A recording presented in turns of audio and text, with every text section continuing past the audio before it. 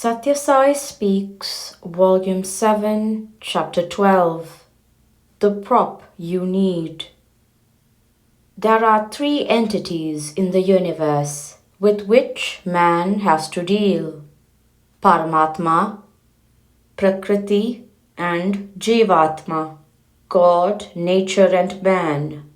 Of course, God is to be worshipped by man, to be realized by man through nature, Prakriti.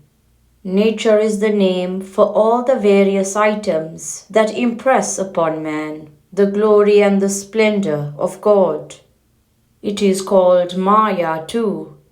Maya is the vesture of God, which hides as well as reveals his beauty and majesty. Man must learn to use nature not for his comfort or entanglement, to the utter forgetfulness of the God behind the joy he derives, but for the better understanding of the intelligence that guides the universe. How does a tree grow or a flower bloom? How does man learn about the stars and space? Except by the inspiration of the joy and the intelligence which he who resides within endows. Approach nature in a humble, prayerful mood, then your future will be safe. Ravana coveted Sita, who represents Prakriti, nature, and stealthily brought her over, but that selfishness and greed led him into the deepest fall.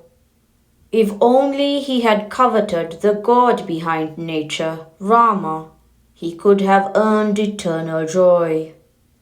All the sufferings of man today can be traced to this false sense of values. First things must come first. First self, then help. Nowadays, people start helping others on the spiritual path without traversing that path themselves.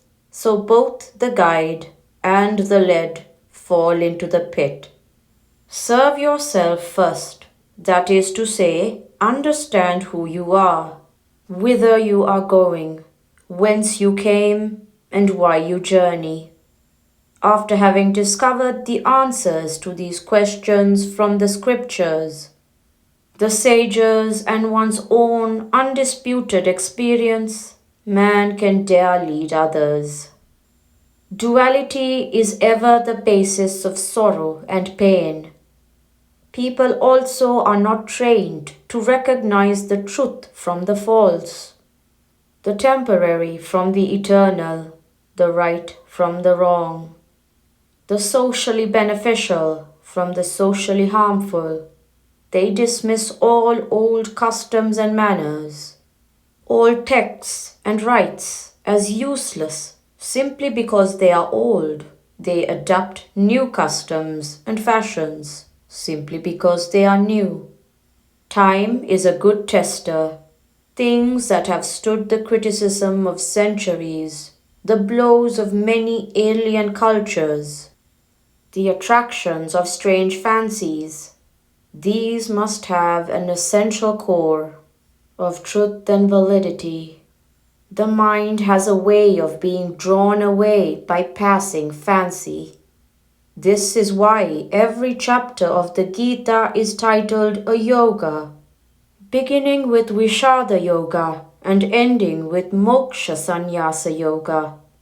This word yoga is used in order to emphasize the importance of Chitta Vritti Nirodha, the overcoming of the agitation of the mind.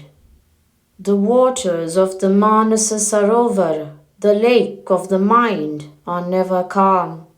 They are seldom level. The slightest shiver in the air affects the layer and creates a series of wavelets, which takes a long time to spend itself out. The mind too is stirred by the objects of the outer world and the impressions they make on the inner senses. The mind is either disgusted or drawn towards the objects. This disturbs equanimity. Duality is ever the basis of sorrow and pain. Sorrow is the temporary absence of joy. Joy is the temporary absence of sorrow. Both are not everlasting, except when joy is won by spiritual means. The assurance that Gita gives to humanity. How can this stage of yoga be attained? The Gita proposes to teach just this. Its first word is dharma and its last word is mama, mine. It teaches everyone who studies it, mama dharma, my duty, my responsibility to myself. And what is that? Yoga. How is this yoga to be attained? By surrendering to God, dedicating every word, thought and deed to God, by effacing one's will and by accepting His will, and leaving all initiation of activity to His prompting, all execution to His direction, and all consequences thereof to His plan. Give up all right and wrong, and surrender your will to me. I shall save you from falling. I shall guard you against grief. This is the assurance the Gita gives. That is the prop you need. Surrender can be effected only after the perfection of detachment from sensual pleasures, accompanied by discrimination between the real and the unreal. The taints of I and mine have to be removed by vigorous sadhana, chief among the disciplines being namasmarana. Because when you dwell on the names of the Lord, His majesty, His grace, His potency, His pervasiveness, these get fixed in the consciousness, and one's own capacities and capabilities get eclipsed in the divine. So humility increases and surrender is possible quite easily. This is the very purpose of human existence, to see God and merge in His glory. All other victories are futile. The Vedas proclaim this to be the final goal of man. The Upanishads declare the path. The Gita illumines it. The saints and sages proclaim its grandeur. Avatars come when people stray from it and get lost in the wilderness and the wastes. Jamnagar, March 27th, 1967.